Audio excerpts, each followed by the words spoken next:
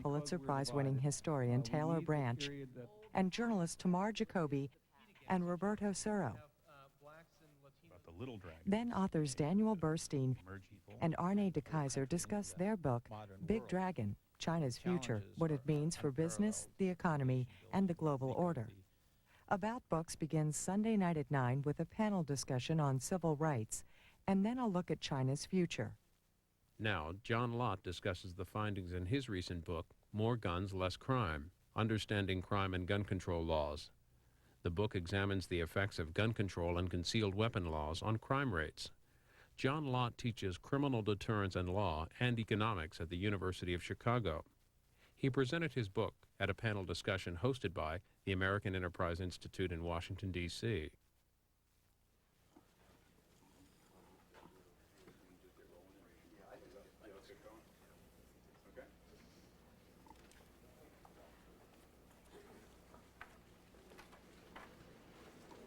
Well, good afternoon and welcome to this AEI Book Forum, Does Permitting Citizens to Carry Concealed Handguns Reduce Violent Crime? I'm John DiUlio, an AEI Fellow and Professor at Princeton University. In a 1996 study of firearms ownership and use in America, Professor Philip Cook of Duke University succinctly summarized the state of the gun debate. The United States, Professor Cook wrote, and I quote him here, is unique among wealthy nations in its vast private arsenal of firearms. The 200 million guns in private hands provide a sense of security for many of their owners. Yet they also make a lethal contribution to another uniquely lavish feature of American life, criminal violence. In the debate over the proper regulation of gun commerce and use, it is concern about crime that holds center stage. One side touts guns as an important deterrent and source of protection. The other denounces them for the dangers they do. It is clear that America's vast stock of firearms has impact on our lives in a variety of ways, and that it behooves us to learn what we can about it. Easily one of the most interesting and rancorous and, until recently, least well-studied, I think, aspects or topics in the gun debate has concerned the proliferation of so-called shall-issue gun laws. 10.5 years ago this month, the state of Florida enacted the first major shall-issue law, so named because the laws require the local issuing authority, usually a sheriff or police chief, to issue a gun permit as soon as a citizen can satisfy certain objective criteria, typically such things as age, residency requirements, fingerprints, physical and mental health records, and so forth. By the 10th anniversary of the Florida law last October, about half the states had adopted shall-issue concealed carry statutes, and many other states were contemplating doing the same. Well, what all told have been the results of this proliferation of concealed carry laws? According to this seminar's featured speaker, Dr. John Lott of the University of Chicago, author of, this is the appropriate moment, I will hold up the book, More Guns, Less Crime, Understanding Crime and Gun Control Laws.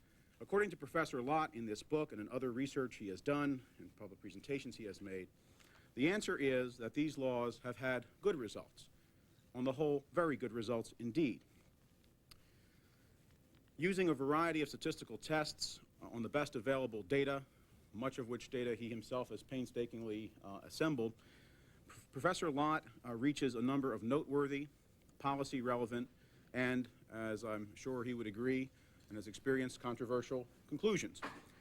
Among those conclusions are that the empirical evidence strongly suggests that concealed carry handgun laws substantially reduce violent crime, that the crime reduction benefits have grown as more states have adopted these laws, that all neighboring states, that is, states that border on those that have adopted shall-issue laws, would also experience crime reduction benefits if they followed suit, and last but not least, that the nation's most populous urbanized counties, such as my native Philadelphia, about which I will say more in due course, all of the country's most populated urbanized counties would probably benefit, and benefit the most, perhaps, from these laws, most especially their minority and women citizens. Dr. Lott will lead us off with a presentation on his research and results that will go on for 25 to 30 minutes and talk about, as well, some of the policy implications that flow therefrom. Following Dr. Lott's presentation, we will hear from Neda Issa, of the University of California and a visiting fellow here at AEI, who, as an economist, will take, I believe, 10 or 15 minutes. We have slides coming to spotlight some of the more interesting methodological or technical aspects of Dr. Lott's analysis and raise some general questions of interest. She will be followed for another 5 to 10 minutes by Professor of Law Daniel Polsby of Northwestern University, who, from a public law and public policy perspective, has written and commented widely on issues of gun use and regulation in the United States. Finally, I will step or half step out of the moderator's chair to offer my own reflections on Dr. Lott's evidence and ideas, limiting myself through a sheer act of will and knowing that Dr. Lott is well armed, intellectually speaking, to not more than 5 to 10 minutes. And after that, Dr. Lott will have 5 or 10 minutes to respond to what the panelists and I've said, and then it will be open season. We will open the floor for your discussion. So without further introduction or ado, I'm very pleased to give you Dr. Lott. Well, thank you very much. It is indeed an honor to be invited here to present the book that's just come out and to have somebody like John with his stature be the moderator here. And I appreciate Nada and Dan for showing up here to provide critical comments on the book. Obviously, bad things can happen with guns, but guns can also prevent bad things from happening. It seems like no matter what different views we hold on this issue, one concern unites us all. That is, does allowing law-abiding citizens to own guns save lives, or does it cost lives? How is it going to affect the threats of rape, robberies, and aggravated assaults that frighten so many people every day?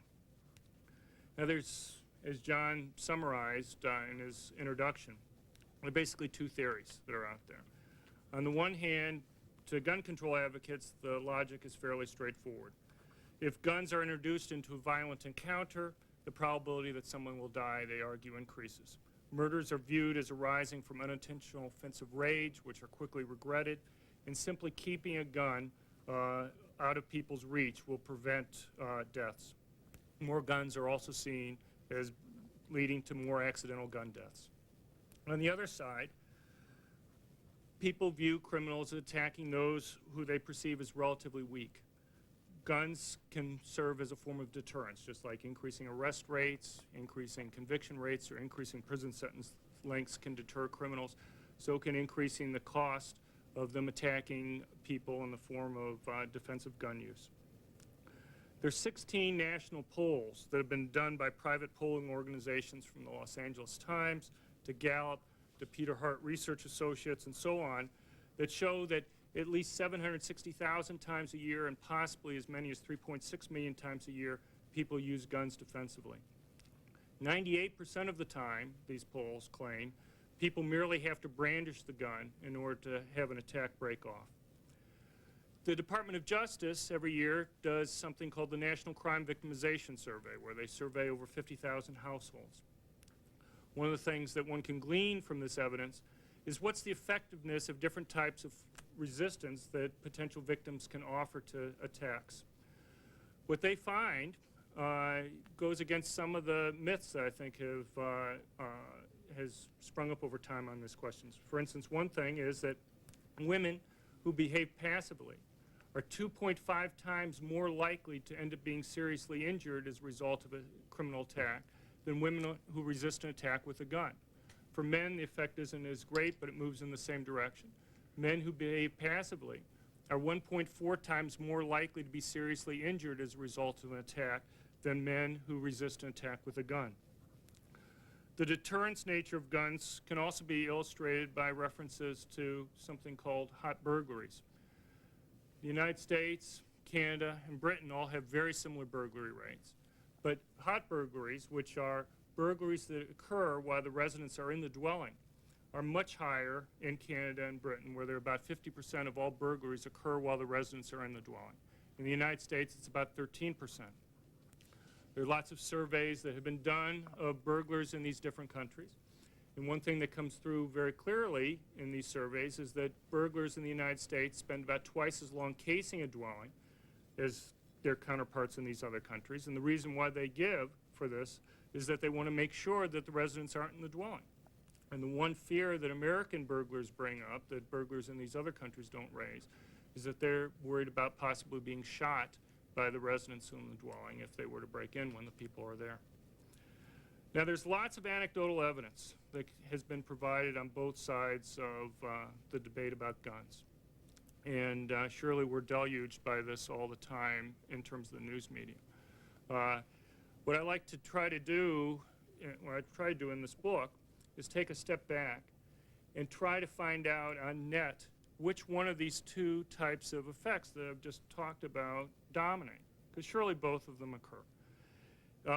But I think the only way we can actually answer these questions is by actually looking at the data and seeing what happens to things like murder rates, accidental gun deaths, and suicides after we see changes in the number of guns that people own and after we see changes in a whole range of different types of gun laws. The book goes into a lot of things I'm not going to be able to talk about right now. I think it's the first national study that's been done systematically by any means on the Brady Law. I look at state waiting periods. I look at many other different types of gun legislation.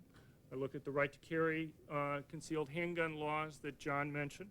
I also look at things like multiple victim public shootings, such as what's been in the news recently in Arkansas or Kentucky on Friday, and which I guess is going to be the part of a movie this next Sunday about Carolyn McCarthy's rise to being a congresswoman in the House of Representatives. I also have data on changes in total gun ownership by state, and I can try to relate that to changes in these different measures of crime and suicides that I mentioned. Now, the first issue I'm going to talk about deals with concealed handgun laws. And again, the two types of arguments that I mentioned before apply with equal force here. Just to tell you briefly, define what I'm talking about.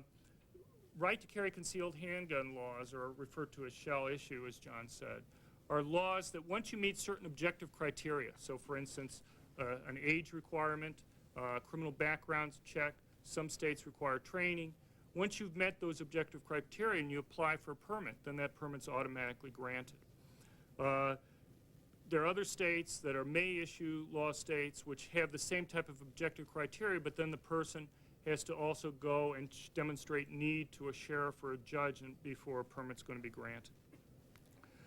Now, there's some very simple evidence that one can look at to begin to get a handle on some of the questions, like do, for instance, the people who have these concealed handguns use them in undesirable ways?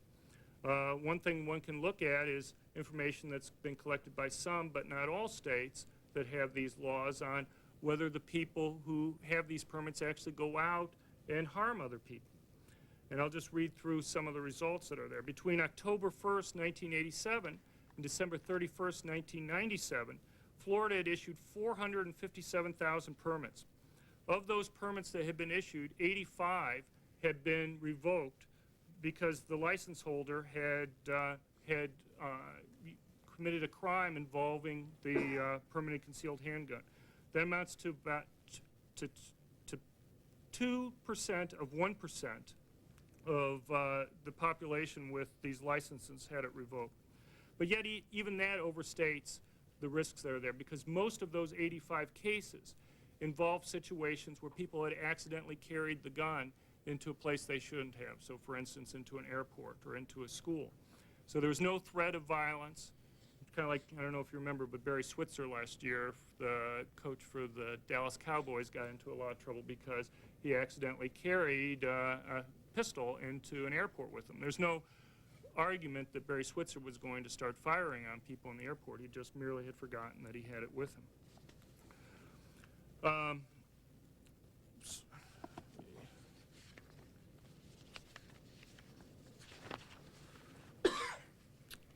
A more precise breakdown is available for a shorter period of time for Dade County, Florida, which is the most populous county in the state. And up through 1994, there have been a total of 4 crimes that had been committed with a permitted handgun.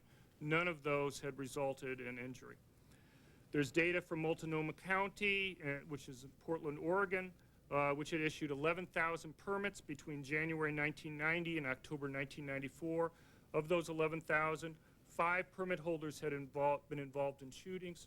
3 of those shootings have been considered justified by grand juries. Of the other 2 shootings, 1 was involved in a domestic dispute, and 1 had been an accidental shooting when a gun was being unloaded. Neither one of those 2 shootings resulted in a fatality.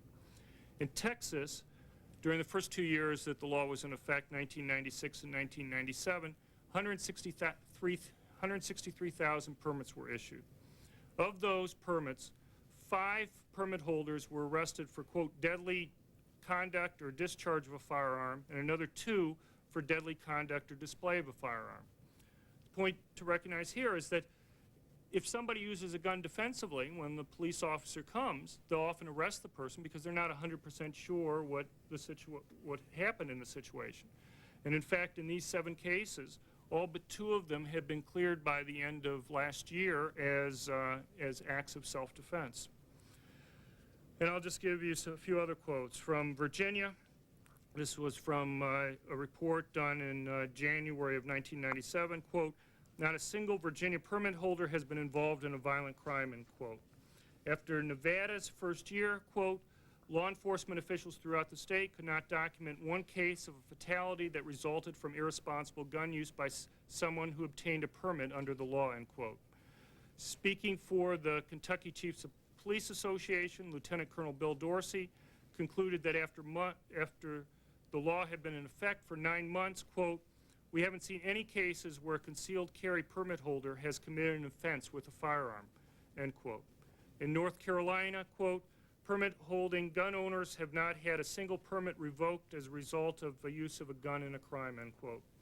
And in South Carolina, quote, "Only 1 person who received a pistol permit since 1989 has been indicted on a felony charge."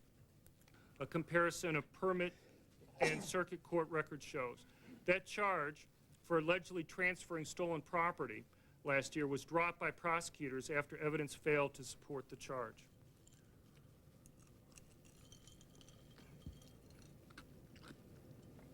One thing one can also provide a lot of quotes for, and I want to provide a couple, is that while the vast majority of police officers across the country have supported concealed handgun laws, even those that opposed it very frequently shift their positions after the law has been in effect for some period of time, and a lot of the horror stories that people feared proved not to be true. This past December, Glenn White, president of the Dallas Police Association, said, quote, "I lobbied against the law in 1993 and 1995 because I thought it would lead to wholesale armed conflict. That hasn't happened. All the horror stories I thought would come to pass didn't happen. No boogeymen. I think it's worked out well, and that says good things about the citizens who have permits. I'm a convert." I could go through quotes from the Florida Chiefs of Police and the Florida Police Associations after the law went into effect there. They both had opposed that, and they admit that they tried very hard to find evidence of improper uses of guns after the law went into effect, but they were unable to find any, and that they had changed their minds on the subject. The experience in Kentucky has also been similar. As Campbell County Sheriff John Dunn said late last year, quote, "I've changed my opinion of this program. Frankly, I anticipated a certain type of people applying to carry firearms, people I would be uncomfortable with being able to carry a concealed weapon. That has not been the case. These are all just everyday citizens who feel some need of protection." And I could go on, but I think the basic case is the type of people who are willing to go through the permitting process tend to be extremely law-abiding citizens. Now, there are 2 potential fears that come up time after time when people read the legislative debates on questions dealing with concealed handgun laws. The first one is that in moments of anger, people, even good people, are going to be shooting others if they're allowed to carry a concealed handgun. And the one example that's brought up time after time, again in these legislative debates, is a traffic accident. There'll be a traffic accident, somebody will pull their permanent concealed handgun and shoot somebody else in the heat of the moment after the accident. We have more than several million people in the United States and right-to-carry states that have concealed handgun permits. Some states have had these laws on the books for 60 years. But yet, despite all those people with permits and despite the tremendously long length of time that those laws have been enacted in some states, There's only been one case where a permanent concealed handgun was used in a shooting after a traffic accident, and that was in January 1996 in Texas. And even in that one case, it was in self-defense. I could go through the story if you're interested in that. Another thing that comes up is, and is mentioned by police officers who oppose this, is that police officers are going to be shot. There's going to be confusion. I mean, after all, we hear situations where police officers accidentally shoot other police officers. But yet again, despite all these permits being available, and despite some states having these rules for many years, there's no instance where someone with a permanent concealed handgun has shot at, let alone hit, a police officer. On the other hand, there are about a dozen cases that one can point to where people with concealed handguns have come to the aids of police officers and where police officers thought that their lives had been saved as a result of people having concealed handgun permits. Now, the book examined data for all 3,000 plus counties in the United States over 18 years, from 1977 to 1994. That extends an original study that I had done that John mentioned by a couple years. Besides looking at laws that allowed people to carry concealed handguns, I looked at things like background checks, waiting periods, the length of waiting periods, penalties for using guns in commissions of crimes. I also tried to account for changes in arrest rates, conviction rates, changes in penalties, as well as things like unemployment, income, poverty, and what I would argue is the most detailed demographic set of variables to try to control for that's been done in any crime study up till this point.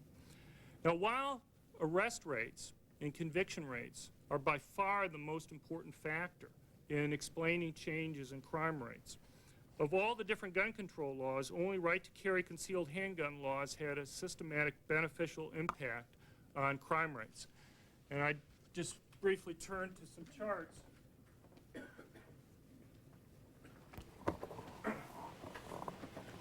That I have over here. These are a little bit different than what I have in the book because the book shows it up through 92. These show the same charts up through 94. Basically, the middle line here, you kind of take all the states that changed the law during the 77 through 1994 period of time.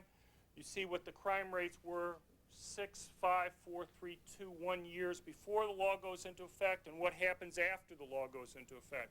And you can see for overall violent crime rates, there was some decline and then a slight increase again right before the concealed handgun laws went into effect, and then a very large drop that occurred after the laws went into effect.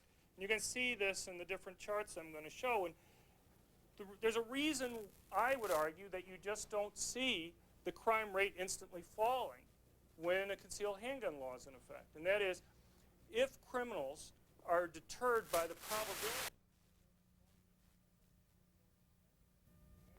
probability rises, then the risk that the criminal faces for going and possibly attacking somebody else is going to rise. You should imagine there's going to be a greater and greater deterrent effect. And when these laws are passed, the number of permits that you have everybody who's going to get a permit eventually doesn't instantly. Some place like Florida, first year, 3,000 permits that were issued. 4 years after the law was in effect, you had about 67,000 permits that were issued. 10 years after the law was in effect, you had about 194,000 permits that were issued.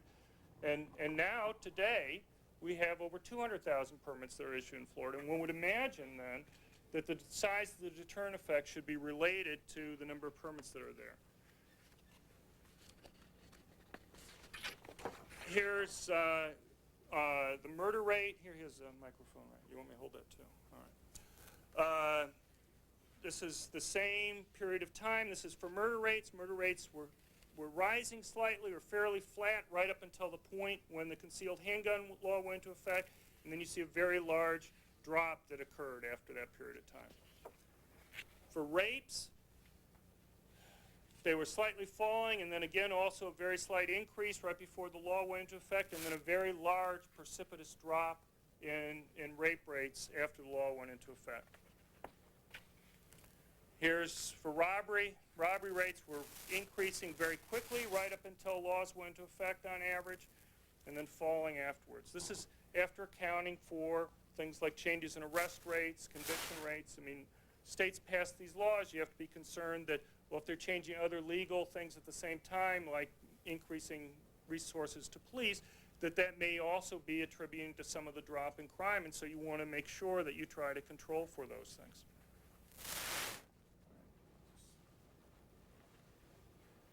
Now,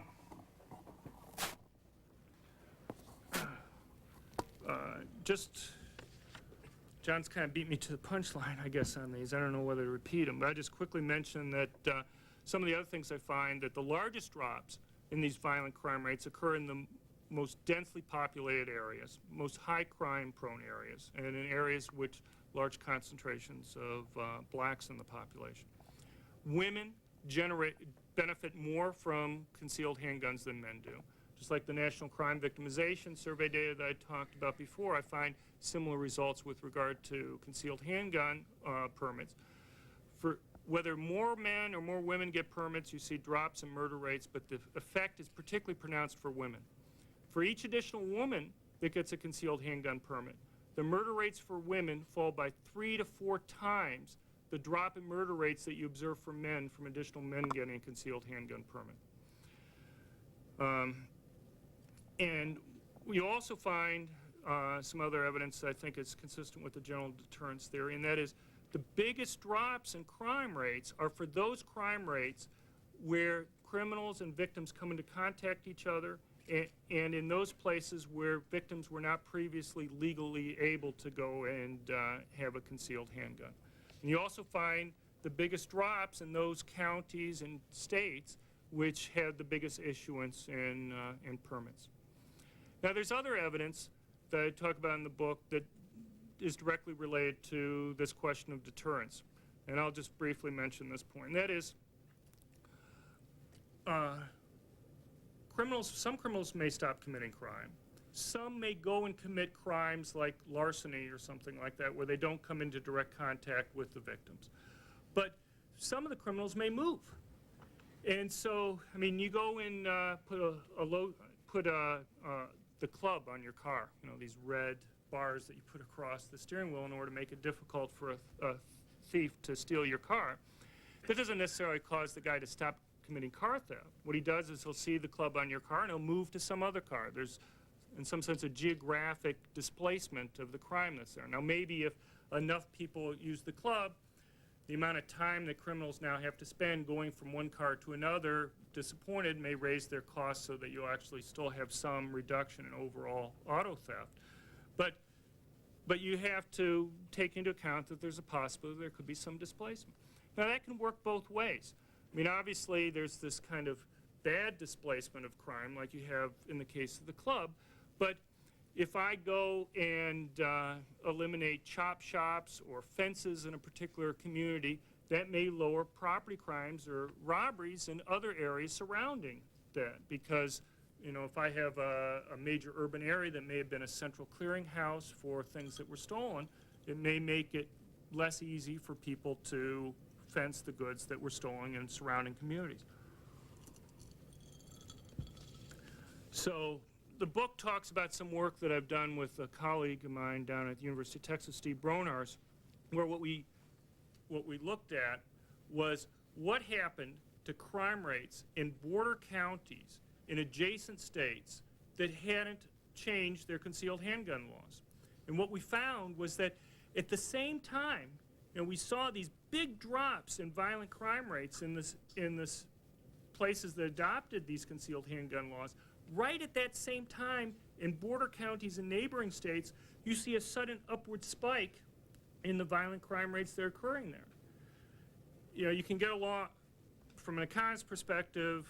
It's very interesting because you can deal with questions of endogeneity, you know, what causes what. You know, there may be certain factors that cause a state to go and adopt a law in its own state, but why the adoption of the law in Florida should cause a sudden increase in some violent crimes in border counties in Georgia isn't exactly obvious, other than having something like the spillover effect that's going to occur. I will say that, you know, so this strong symmetry, the strong timing there, I think provides some additional information that criminals do care about the presence of these concealed handguns. Overall, though, we find that the beneficial effects from adopting concealed handguns are greatest when both states, both your own state and your neighboring states, adopt the law. There you'll get the biggest overall drops in violent crimes and other types of crimes. Now there's something, as I mentioned that's been, at the beginning, that's been in the news a lot recently, and there are these multiple victim public shootings. The book presents data from 1977 through 1992. Since then, I've been doing some work with Professor Bill Landis at the University of Chicago, where we've updated and gone a few years past that. And so I'll basically just talk about the additional results that we've gotten, though it's essentially the same that's in the book. I mean, there are very few murders that are committed in public places where multiple people are killed. But obviously, in part because of the helplessness that people feel, these events get a huge portion of the news coverage. You know, we obviously have seen these cases in Arkansas and other cases recently. And some of the worst cases, worst shootings come to mind readily. The Colin Ferguson, he killed 6 people during his rampage on the Long Island Railroad in New York in December '93. 23 people were killed during the October 1991 shooting in Luby's Cafeteria in Killeen, Texas. That's the worst in American history. 5 people died at the Cleveland Elementary School in Stockton, California in January 1989, and 21 persons were killed at the San Ysidro, California McDonald's in July 1994. And, you know, it's, as I said, it's very easy to find statements about the helplessness that people feel in these situations. I testified before the California State Legislature last fall, and I got to meet a woman named Susanna Hupp, who was at the shooting at the Luby's restaurant in Texas, and she told a very moving story about how helpless she felt there. Her father, when the gunman's back was turned, picked up a butter knife and tried to charge the person. He got within about 10 feet before he was killed. She also lost her mom there while her mom was cradling her dead father's body. The question we have to ask is, what's the best way of trying to reduce these types of shootings? Many countries have dealt with this type of problem. You have the shooting in Tasmania in Australia a couple years ago, or Dunblane in Scotland, where the reaction in those countries has been strict gun prohibitions. After the 1997 shooting at the top of the Empire State Building in New York, the mayor of New York, Rudy Giuliani, called for national licensing of guns. That hasn't always been the approach. You can look at cases like Israel. Go back 25 years or so ago, you'll find situations where terrorists would pull out machine guns in a mall and start firing at people. They don't do that anymore. In fact, you start reading stories after that where terrorists would pull out machine guns and citizens around them would pull pistols out of their purses and what have you and blow away the terrorists.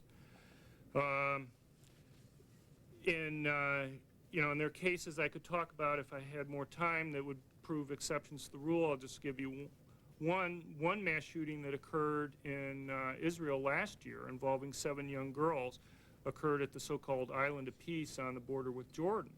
And one of the things that was pointed out was that the Jordanians required that the Israelis disarm before they enter the area. And a quote in the Los Angeles Times quotes some Israelis as saying, "The Israelis had complied with Jordanian requests to leave their weapons behind when they entered the border enclave. Otherwise, they might have been able to stop the shooting," several parents said. In Texas, in other states, it's been the Luby shooting that's actually served as the impetus for concealed handgun laws in those states. Susanna Hupp was an expert marksman. She had been illegally carrying a gun with her up until a week before the tragic shooting in Texas there, and in fact had the gun in her purse when she arrived at the restaurant with her parents. But she had made a decision to herself that she was no longer going to be carrying the gun illegally. And when she arrived at the Luby's restaurant, she took the gun out of her purse and put it in the trunk of her car. And when the shooting was occurring, she could see her car about 30 yards away from her across the open parking lot there, but she was helpless to be able to go and get the gun as other people tried to run through the broken windows that had been knocked out from the pickup truck going through the front of the restaurant there. cleared a big space. As people tried to run out, they were shot in the back by the gunman. But it was her testimony there that was instrumental in many states for the passage of their concealed handgun laws. So there's two different types of arguments here. What I've tried to do is move past the anecdotal stories and try to get a handle on which of those effects might be dominant. I'll just point out as a side, there's no case that's been recorded where somebody with a concealed carry permit has actually done this type of shooting. What is discussed in the book is looking at shootings involving 2 or more people in a public place where 2 or more people were either killed and or injured. And shootings, because I've spent a lot of time in the paper dealing with robberies and other types of murders and other types of crimes, just trying to focus on the types of shootings that occurred, like in the Arkansas case, even though I was doing this long before that occurred. And so looking at shootings that didn't involve some other crime, like a robbery or a gang shooting, in public places in the sample include things like a church, business, bar, street, government building, public transit, place of employment, park, healthcare facility, mall, or restaurant. And let me just quickly summarize the findings.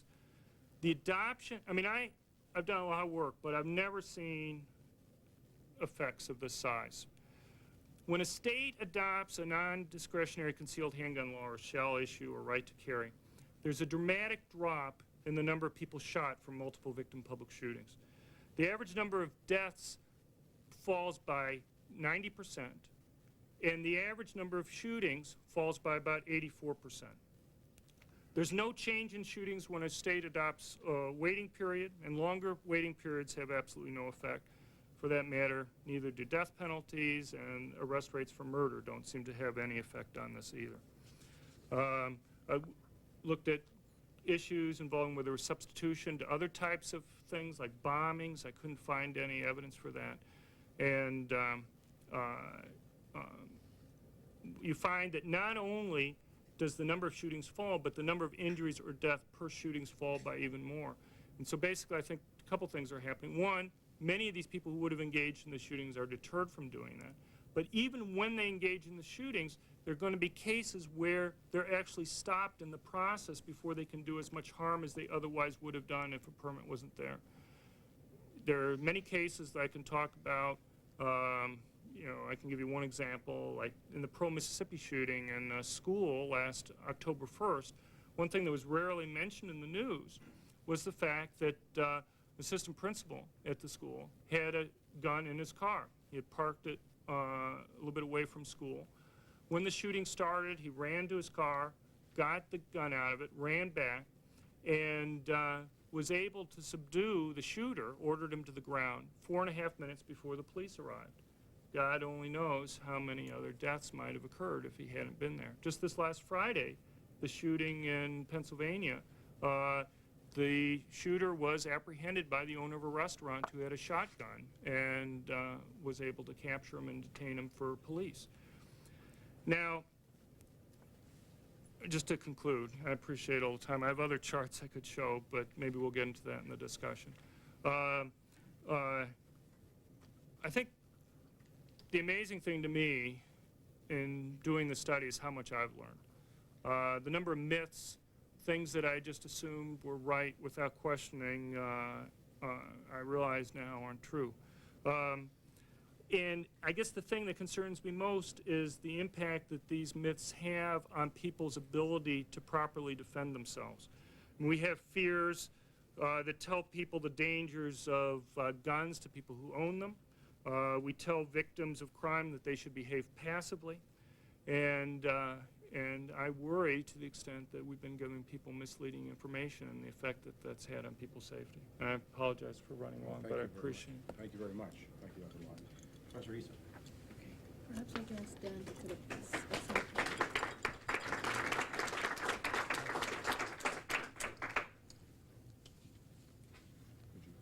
I'll mention Put it it. on I'll mention it. You got a new job, I guess. We're above. You're closest to the thing, so you're nominated. The professor's technical competency. I use slides. I've never You're gonna have used to one. move I'm things. sorry, I've never used one.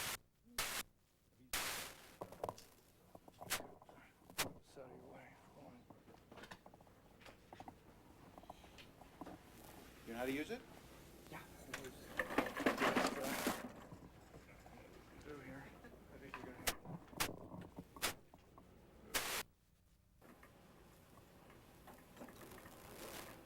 I'm not sure how well people are gonna be able to see this, but John, maybe. you wanna do this yourself or I can change it, but whatever. There's only one other slide, so it's okay. Can people see this? Okay. Well, this book is the outcome of what most accounts suggest is the most extensive study yet of the effects of concealed handgun laws on crime.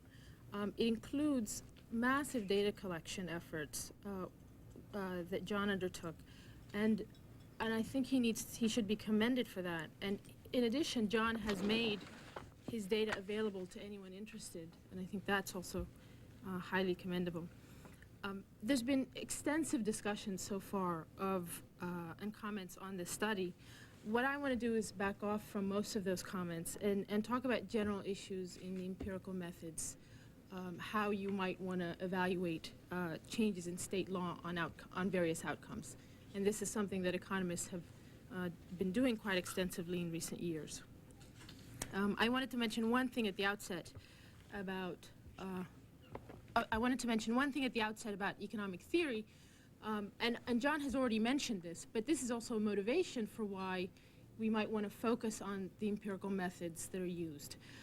The point being that economic theory doesn't give us any predictions on what the likely effects of concealed handgun laws would be on crime.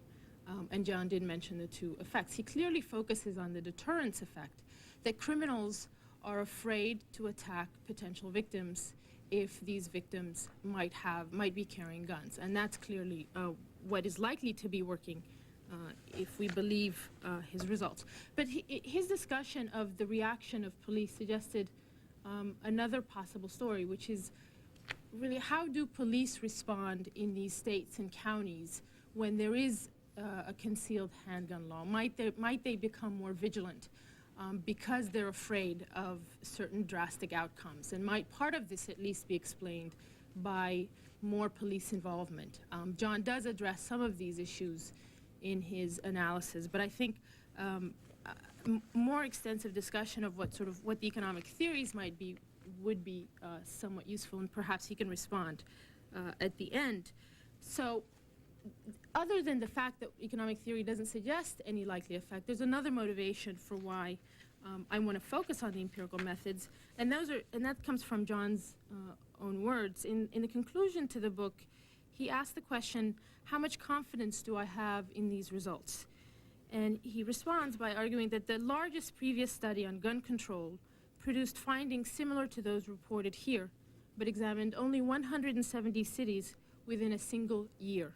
This book has examined over 54,000 observations across 3,000 counties for 18 years, and has controlled for a range of other factors never accounted for in previous crime studies. I have attempted to answer numerous questions. For example, do higher arrest or conviction rates reduce crime? What about changes in other handgun laws? Do income, poverty, unemployment, drug prices, or demographic changes matter? All these factors were found to influence crime rates, but no previous gun study had accounted for changing criminal penalties, and this study is the first to look at more than a few of these other considerations. I grant John that he really has done all of these things, and he has made a huge step forward in the analysis of the effects of these laws on the crime rate. What I want to discuss now is sort of the methods that you might want to use to evaluate these laws. And these are methods that are traditionally used by economists to study the effects of state policy and various outcomes. States are wonderful because they provide potential laboratories for evaluating individual outcomes. We can compare changes in behavior in one state to changes in behavior in another state in order to learn about what the likely effects of policy might be. And examples of this include effects of state minimum wage laws on employment of affected groups, effects of state-mandated health insurance coverage on wages and employment of affected groups, as well as state welfare policy and state workers' comp laws. So this is sort of following in the tradition of recent empirical methods in economics. So in that slide, what I have are sort of essentially what John does in this book, which is to take data before and after the law in states that have what are called shall issue laws versus states that don't have shall issue, counties and states that don't have shall issue laws.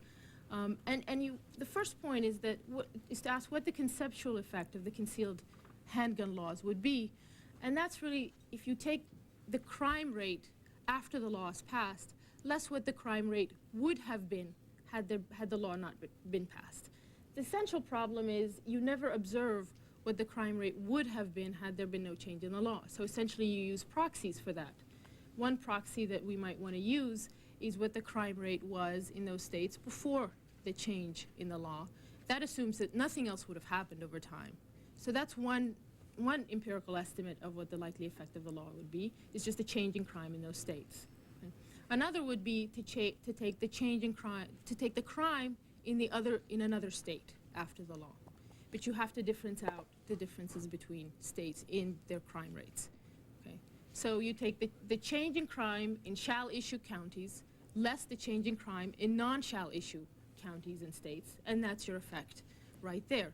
I mean, the point is that there are different sets of estimates for what the likely effect of the law could be. What economists do is they tend to worry a lot about how valid the comparison groups are. How valid is it to use crime rates in other counties, say in neighboring counties? And the reason this is interesting, if we can put up the other overhead, is if you look at the pattern of changes in these laws over time and across states, you'll see that there's some grouping, both across states. It's upside down. You'll see that there's some grouping both over time and across states in which states adopted the law and when they adopted it. So you have 3 states. This is over 1977 to 1992. These are the states that identify John's effects.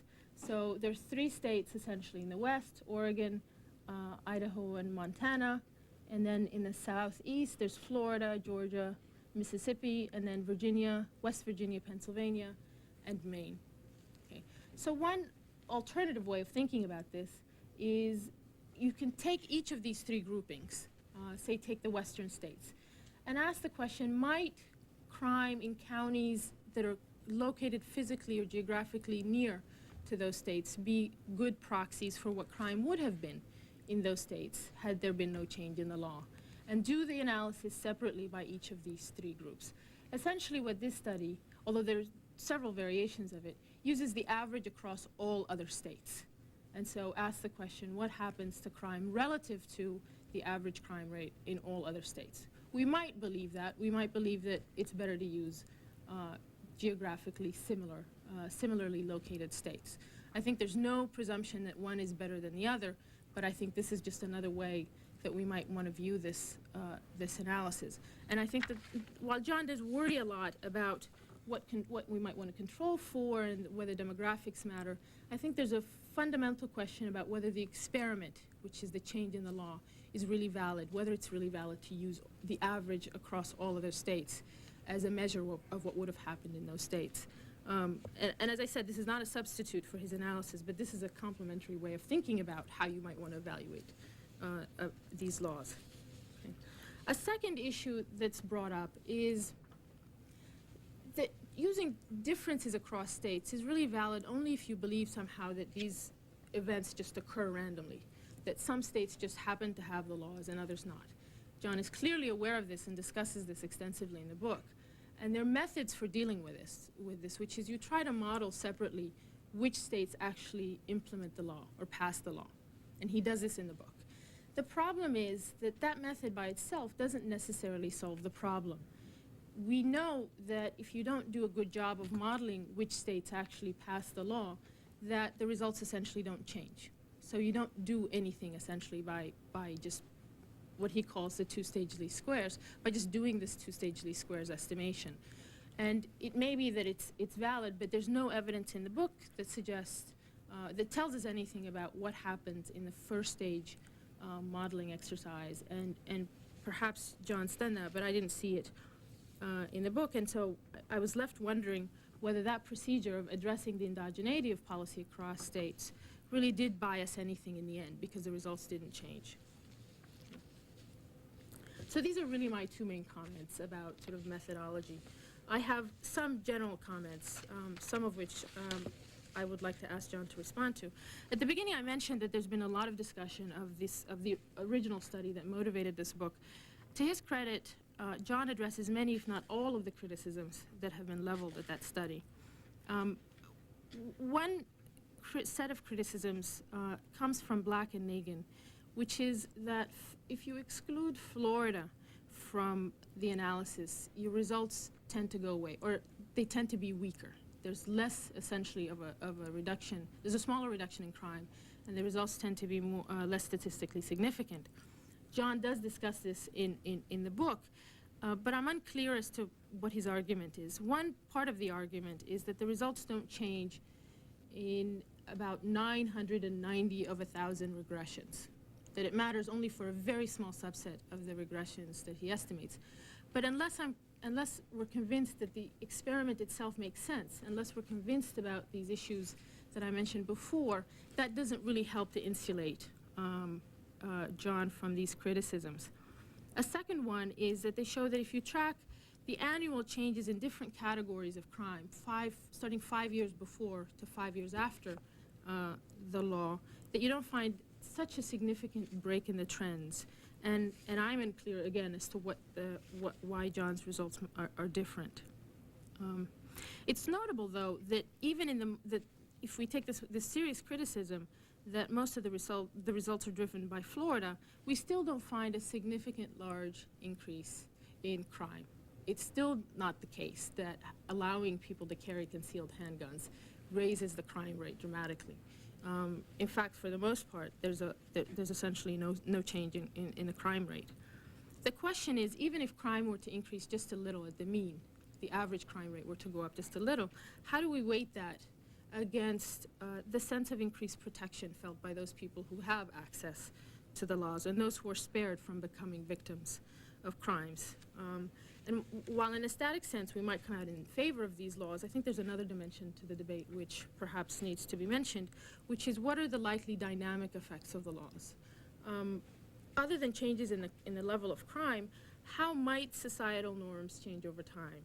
Might citizens view concealed handguns as a means of taking, say, the law into their own hands, and therefore over time we would see a reduction in confidence in law enforcement overall, or might they have no effect? This is something about which I have no intuition, but I think something that an issue that needs to be part of the debate. Thank you. Thank you very much, Professor Issa, for your comments, and thank Dr. Lott for participating in his own undoing. No, by flipping the charts. I would like now to bring on Professor Polsby and ask Dr. Lott to do the impossible, which is to hold off to the end and respond to all these comments before we open the floor. So, Professor Polsby. Since the data in John's book were collected, a number of states have enacted liberalized concealed carry laws, so that now about half the population of the country in 31 states are operating under some version of the shall issue regime. In other words, a massive natural experiment is now underway that will ultimately tell us which one of the two conflicting hypotheses that we've been discussing is correct concerning the subject of civilian firearms possession and carrying. What dominates what? Both these hypotheses are corollaries of price theory, and both of them, as John mentioned, are pretty sure to accurately describe human behavior over some range of action. The hypothesis that has the wider currency in this town is what has been called, not today, but elsewhere in the literature, the instrumentality theory of lethal outcomes. The bumper sticker claim of the instrumentality theory is more guns, more murder, and the theoretical connection that it has to plausibility is that guns are efficient means of killing, that lower the effort that an actor has to expend in order to kill a victim, so that adding guns to the equation of human perversity ought to produce more lethal outcomes, more killing. The opposite theory is that of general deterrence. Its one-sentence claim is, more or less, the title of John's book, more guns, less killing, and for that matter, less other kinds of confrontational crime. Its theoretical plausibility is when a potential target of criminal predation is armed, or when a potential good Samaritan near such a target is, the costs of predation rise expectationally, and demand for this sort of activity should therefore diminish. It always surprises me to see people displaying derisory, wry smirks. Are there any in this room now when this subject comes up? Well, I haven't caught anyone, but I usually do. When this theory is broached, because this is the theory on which we arm policemen. This is the theory on which we arm Secret Service agents. This is the theory on which we arm soldiers. And this is the theory that would be offended if we disarmed them. So, in brief, I'm not even prepared to take seriously the need to debate the question whether a credible threat of being killed or wounded has the potential of altering the behavior of bad guys. Adult conversations about weapons policy take that as granted. But it is a question worthy of consideration whether the gains to society in the form of crime suppression and intimidating bad guys and other goods that might be associated with a given pattern of civilian firearms holding might not be swamped by losses in the form of more schoolyard massacres or impulsive shootings or what have you associated with that same pattern of firearms holding. Obviously, this is the sort of question that can be investigated satisfactorily only with empirical tools, and John's contribution to this conversation is one of great distinction. He and David Mustard, in their pioneering study, showed the basic plan for conducting this kind of inquiry in such a way that it might yield meaningful, interpretable results. Considering that the Lott Mustard study was far and away the best that had ever been done to that time, or that has been done now, setting aside the emendations in the book, connecting or investigating the connections between firearms carrying and crime. It shouldn't be surprising that the study has attracted a great deal of critical attention, most of it favorable, as far as I can tell, but some of it purporting to find some specification, error or another, or fixating on one or two or a few regression equations out of hundreds that didn't yield a result that was congruent with the study's main finding, that deterrent effects strongly dominate instrumentality effects. I'm not going to defend John from these criticisms, as he can defend himself much more effectively, and indeed he's been doing so right along. In fact, as was mentioned earlier, a whole chapter in his book is devoted to collecting and attempting to meet the main criticisms that have been leveled at his study, and I judge it quite successful. Indeed, it's a procedure that I would like to see imitated by John's critics, and for that matter, other social scientists. Rather than taking pot shots, let's just sort of line the ducks up in a row and run them up flagpoles and other mixed metaphors. Having said this, however, with some trepidation, I'm going to enter a reservation of my own, and that is that it may be a little bit premature on the basis of the data that we have in hand now to claim that we know for a surety that deterrent effects are as ascendant over instrumentality effects as Lott makes them appear. We have tons of data to this effect, to be sure. And common sense tells some of us, not all of us, but some of us at least, that those data set out a highly plausible story. But the reality is that the principal value of John's work lies in the future. 18 or 19 states have adopted liberalized concealed carry laws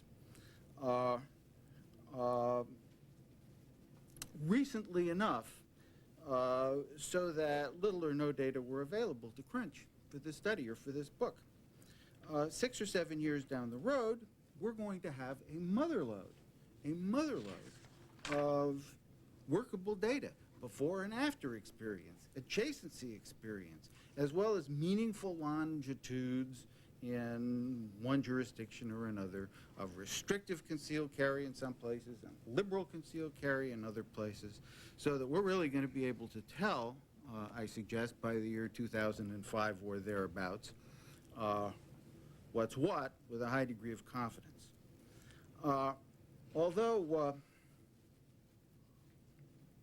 Although I'm happy to maintain a becoming professional detachment until all the returns are in, I don't mind telling you that I'm reasonably certain that when John's work is replicated 6 or 7 years down the road, as it will be, with, I suspect, very few adjustments in techniques and methodology, it's going to tell the same basic story all over again. Instrumentality effects are quite marginal. Deterrent effects large, persistent, and constructive. Suppose this is what we find. Then what? Suppose we know that. What follows? What are the policy implications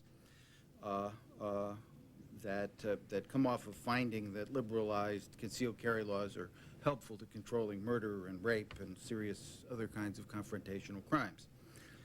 I think, frankly, there's a serious risk, if not the primary risk, connected with such a finding, if it stands up, as I believe it will, is that it's going to be overinterpreted by those friendly to liberalized concealed carry laws.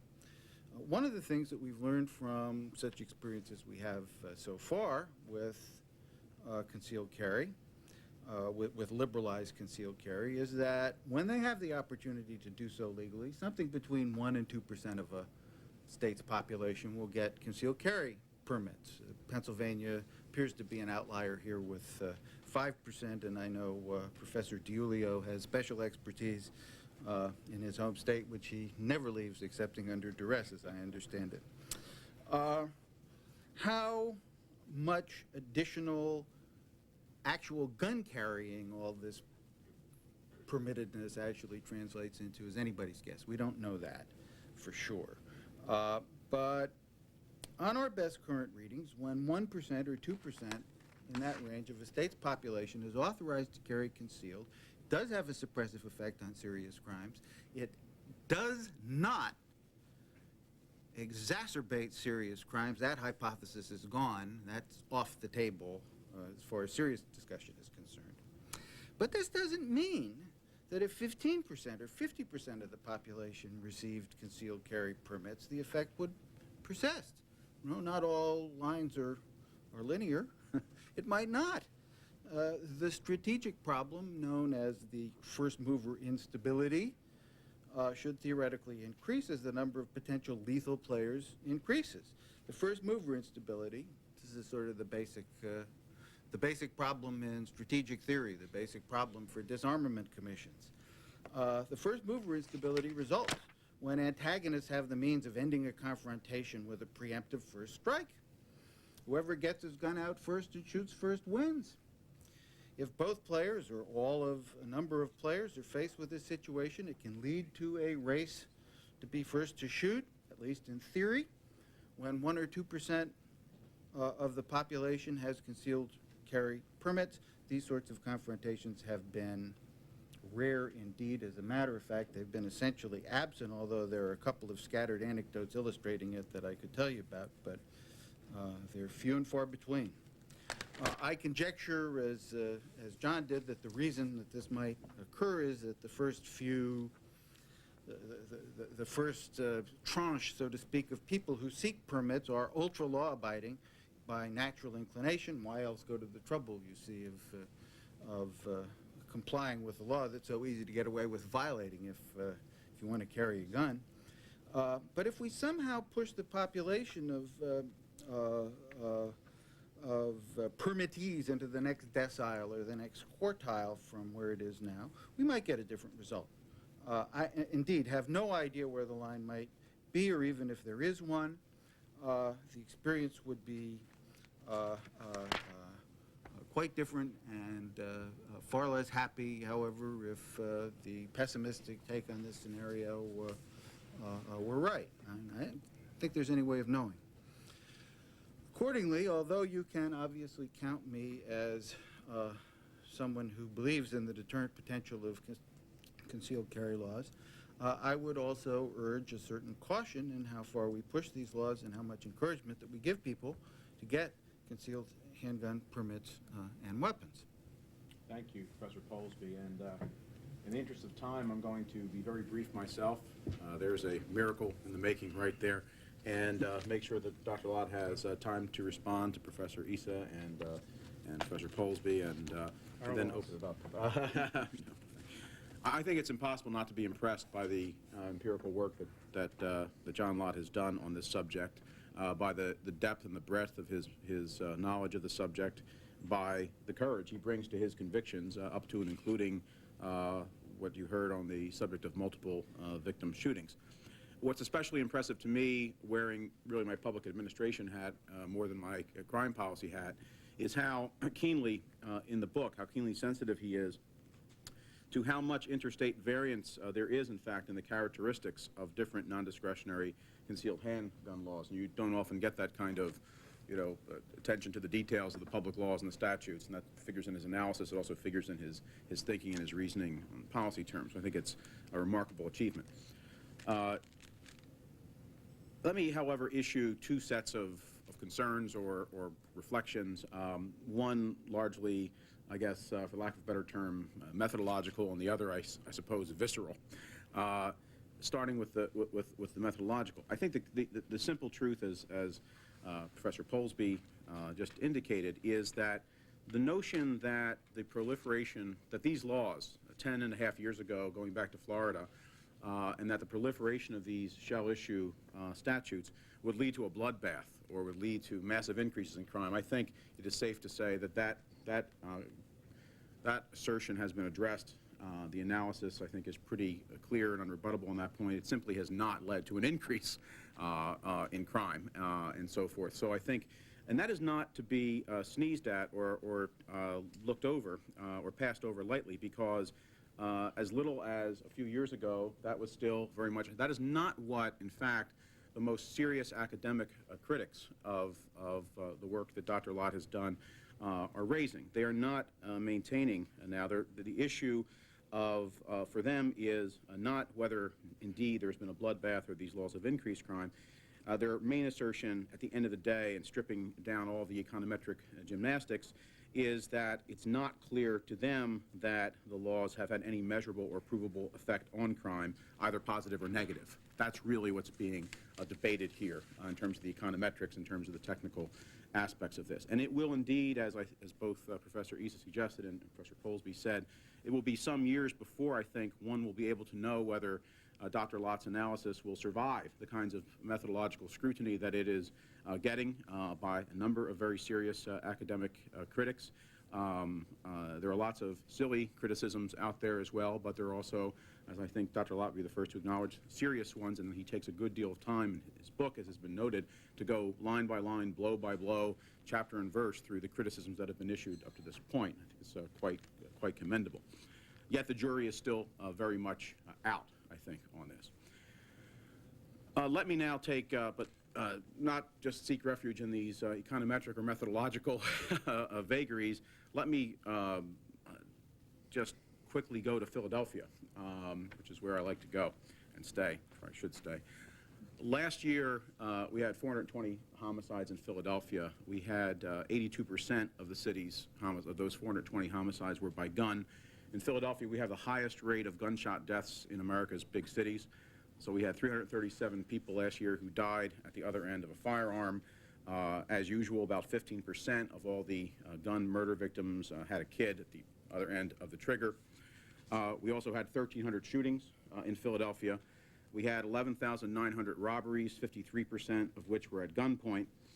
And if you do some of the estimates of what gunplay cost the city of Philadelphia last year, it cost at least $60 million, if you include the $30 million that got spent holding people for shootings in the local jails.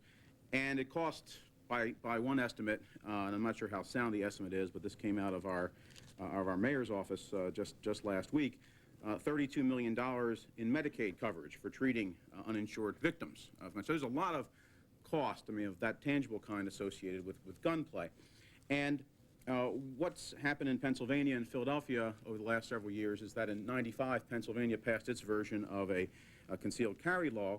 And in Philadelphia, over the last 3 years, the number of persons who have been carrying...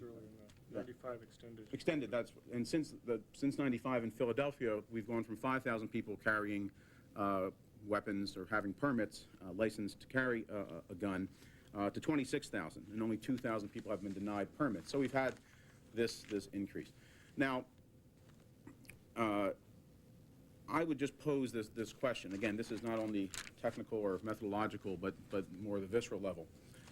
What Philadelphia is doing as we speak is we have a new police commissioner who was the #2 person in New York under William Bratton during that terrific decrease in crime in New York that I think had a lot to do with changes in policing practices there, although people will debate that. We have a new police commissioner who's appointed a gun czar, a very experienced veteran police officer. We're undergoing really a crackdown on illicit gun dealing in the city. We're stepping up our efforts at gun tracing, and we're bringing in, there's a systematic effort underway to have Philadelphia officials partner with and learn from their Boston counterparts in district attorneys' offices, in police, in probation, in family courts, in the community, especially among some of the clergy, who were instrumental in the Boston case to this much reported, much publicized, dramatic reduction in gun-related youth violence in Boston over the last several years, where they had only one gun-related youth homicide in the last several years in Boston. Most people believe, both journalists and academics who've looked at it, Professor Chris Winship in sociology at Harvard, Professor David Kennedy at the Harvard Kennedy School of Government, and others, people who've been up close and personal say that has happened largely as a result of these partnerships between police and probation and local clergy, really cracking down in some sense on probation violators who are carrying guns, but also coming up with new sets of programs, many of them targeted on high-risk youth. Now, the question I would pose is for Dr. Lott is this. If you were advising Philadelphia based on your research and recognizing that you're coming at this in a purely empirical rather than a visceral sense, would you advise them to continue to pursue these efforts, learning from the Boston experience, to do that as well as to further liberalize concealed carry, or some mixed strategy? What do you think would be the policy? Because clearly, in our case, and I speak again as someone who comes at this with a law enforcement family background, we have all those biases, and even though I read your book and appreciate it and understand the analysis, I'm still captive, I guess, of some of these myths. So it's in the genes, as it were. We're clearly going in the other direction. We're clearly going in the other direction, and there's very little sympathy within the city for any kind of liberalization of these laws among city officials, at least. I think there is a difference between some of the rank-and-file officers and the brass. So let me just stop there, and again, just before we allow Dr. Lott to respond to all this and open the floor, just thank him again for his wonderful presentation and for his work and for his willingness to come and be with us just one more time before we get to this part of the program. Thank you. Well, I'm flattered that people have taken the time to go and give these comments on the book, and I appreciate the chance to respond a little bit. Nisa, I guess I'll deal with her comments first, raises several different points. The first one is that, well, maybe it's changes in the amount of police effort that may be occurring over time that's going to be corresponding with the adoption of these concealed handgun laws. I would just point out that I've tried to control for arrest rates, conviction rates, lengths in prison terms. Hopefully, a lot of those things would be picking up changing efforts on the part of police officers in any case. But I think there's even another type of response that can be made, and that is her theory would have to explain is why the changes in crime took the particular type of form that they took. If it's a change in the effort of police officers that's going and causing this drop in crime, why is it that the change in crime rates seem to follow so closely the change in permits? I mean, if it's, do the police officers start to change their efforts a little bit, but then increase it each year after that as more permits are going to be issued? I suppose that's possible. But you also have, differences within states and across states in terms of the number of permits issued, how closely correlated that is with the drops. You'd have to explain why the changes and police efforts that aren't already being picked up by things like arrest rates and other types of measures of enforcement activity aren't already picking that up.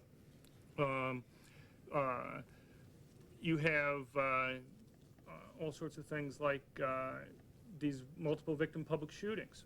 I don't find, for instance, evidence that changes in arrest rates for murder are affecting those types of things. Why is it? What would you be explaining in terms of efforts of police officers that's going to be causing this huge big drop in those particular types of crimes?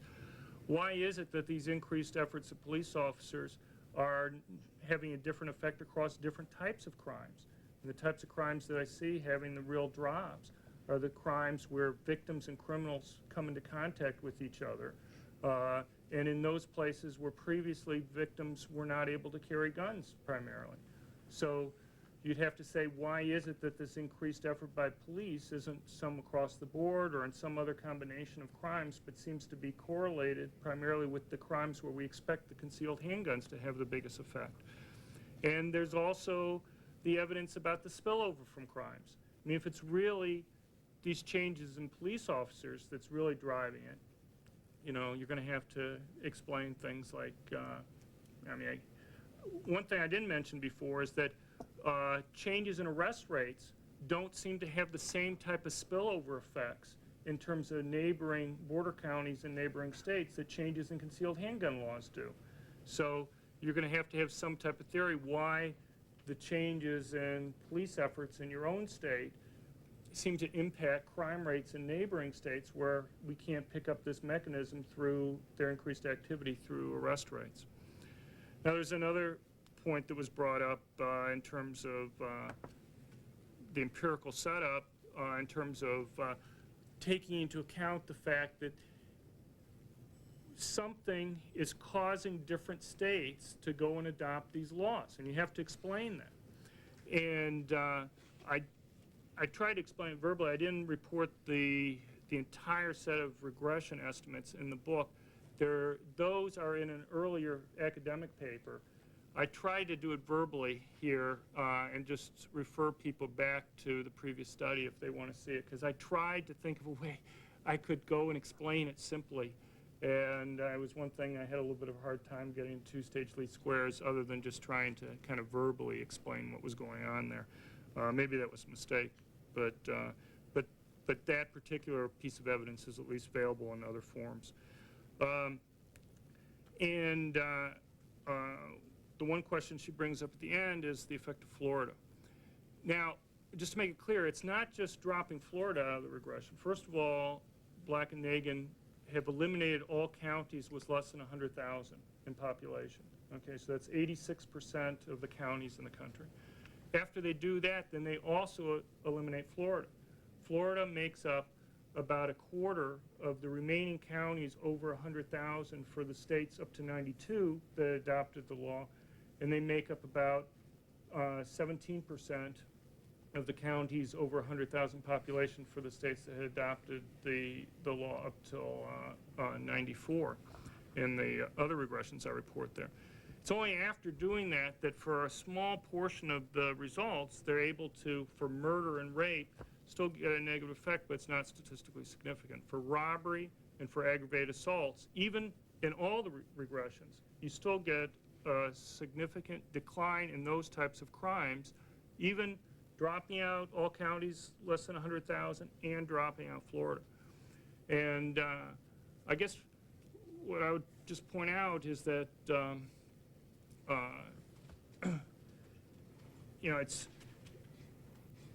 the one estimates that they were able to get it so that it's negative but not statistically significant were the one set of estimates that were kind of biased, the most biased towards not finding an effect to begin with. These are just the simple measures of the means before and after the law went into effect.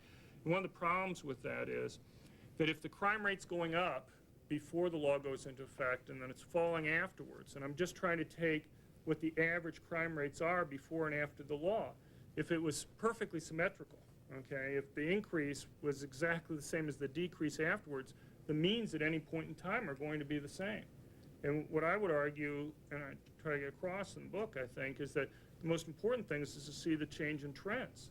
You know, is it going up before the law and down after, kind of like in the figures I tried to show you? And in terms of those, when you actually go and look at the trends before and after, those results aren't affected at all by eliminating Florida. It's only because you have some slight changes in the way this triangle is kind of shifted by leaving out Florida that it makes it look like for a couple sets of regressions that it affects the results. But as I say, for the vast majority of regression results there, and if you hand dropped out the 100,000, counties less than 100,000, and just dropped out Florida, to me, one thing that's bothered me about a lot of the previous studies is that people will take, you know, one county or a few counties or one state or something like that, and not kind of, you know, if all these different states or counties dropping the law, I have to have some good reason why I'm only going to be, or starting the law, why I'm only going to be looking at particular ones. The reason why Black and Nagin give for why they want to drop out Florida, or one of the main ones, is because they say in 1992, Florida also implemented waiting periods and some other restrictions on gun ownership. My response, rather than just dropping Florida to the data set, is to try to control for that. I mean, we have 17 other states that also adopted those laws. Why only drop out Florida if that's the explanation for why, you know, you want to control for it? It seems much easier to just directly control for the effect there. Now, turn briefly to Dan's comments. I agree, you can always get more information on things. You know, after a number of years, we're going to have more experience on these laws. And I'm sure we're going to learn more. I mean, in fact, that was the motivation in part when I did the study. I just didn't use the data for the original study, but I've tried to update it and extend it for a couple more years for the overall sample up through 94. There are 4 additional states that had adopted the law at the end that weren't listed on NISA's chart up there originally. But, to me, the interesting thing is despite the additional states, despite the additional years, how remarkably similar these graphs are that I can put up to what I show for the original period of time. Now, maybe some additional states are going to be different in some way. You know, one can only look. What I will say is, though, in my defense, it's hard for me to think of another study that's been done on crime that's looked at this long of a period, looked at the number of changes in the law both before and after. I mean, you mentioned some things for Boston, what have you. That's one city, essentially. And there's a certain weight that you put on that. You know, if, you know, the question is, what have we learned with these 54,000 observations here? How much more do we think we're going to learn? I assume there's some marginal gain. So far, the additional pieces of information I've seen hasn't changed any of the original findings that we've had. Some of the things I think are very clear, though. Things like waiting periods and the evidence I have on the Brady Law and what have you, I think should caution, to large extents, some of the policy prescriptions that people have been arguing for. I will say one thing, some of the results, to the extent they differ at all, are murder actually is even slightly more dramatic of an effect when I extended the sample period than it was before. 5 years after the concealed handgun law is in effect, murder rates fall by 15% relative to what otherwise would have happened for states that adopted concealed handgun laws. And I just turn to John's comments briefly, and that is I think it's an interesting question that he poses with regard to the efforts in Boston and to Philadelphia. What I try to talk about is ownership of guns by law-abiding citizens. That's what these concealed handgun laws are. You have to pass a criminal background check. As we see, the behavior of these people are extremely law-abiding compared to the general population. The trade-off and so to the extent that you can get guns out of the hands of criminals, which is the tracing and other types of things that you're talking about, illegal sales of guns to criminals, that's one reason why it's illegal, are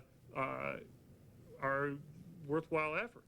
My concern is that at some point, often, these types of efforts raise the price of guns to law-abiding citizens. And one of the things that I find is that these people who live in urban areas, high-crime areas, minorities, relatively poor people, that gain the most from having access to this means of protecting themselves. And my concern is that you have a line that you have to walk here. Because if, in this effort, we end up squeezing out law-abiding sales to law-abiding people, making it costly, you know, we may, since those people, the poor people, are most likely to be affected by these increased costs, may be squeezed out of the market, you could have a negative effect on that. But to the extent that if we could just isolate out and raise the difficulties for bad guys getting guns, I have no problem with that. I think that's would be a worthwhile thing to try to do. One other brief comment, and that is the cost of eliminating guns completely. And you know, you can only deal with things that are kind of within the data that you're looking at. It's a mistake to go and extrapolate out and say, what would happen if I had some set of observations that just aren't contained at all in the data set that I am in. And so talking about what the world in the United States would be like without guns, I think, is a risky proposition. I would say there's a couple things that we can learn, though. And one thing I think my work shows is that there may be a big, even if that is nirvana, there may be a big transition cost getting there. Because for some short-run period of time, if you believe that attempts to eliminate guns would primarily impact on law-abiding citizens, that they're the ones who would obey those types of restrictions, then my work, I would argue, implies that you'd see an increase in crime. And so, you know, you have this transition cost to getting to that end result. And but it's not even clear that that end result would be nirvana. I mean, one thing I also have in the book is trying to look at total gun ownership and crime rates, and I find that those places in the United States where gun ownership increased the most actually had the biggest drops in crime over the last decade. And internationally, I think it's a misnomer. People often say, you read a quote from Phil Cook at the beginning, which is wrong, where he says the United States has the biggest arsenal in the world, maybe an absolute number to some extent, but on a per capita basis, there are lots of countries that have gun ownership rates similar to the United States. Finland, Switzerland, New Zealand all have gun ownership rates similar to the United States, and yet they have very low murder rates. You have some place like Israel,